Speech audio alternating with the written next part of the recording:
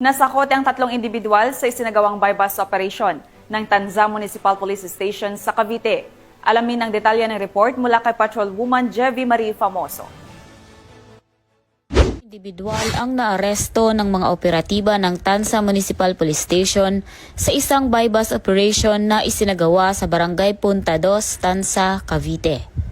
Nasamsa mula sa mga sospek ang tinatayang 1.02 gram ng hinihinalang shabu na ngayon ay hawak na ng mga otoridad bilang ebidensya.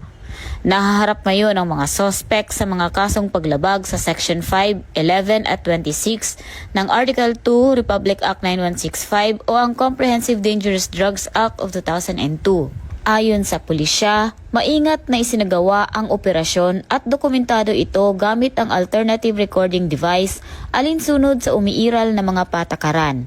Muli namang nanawagan ang Tanza PNP sa publiko na maging katuwang ng kapulisan sa pagsugpo ng iligal na droga tungo sa isang ligtas at maayos na komunidad.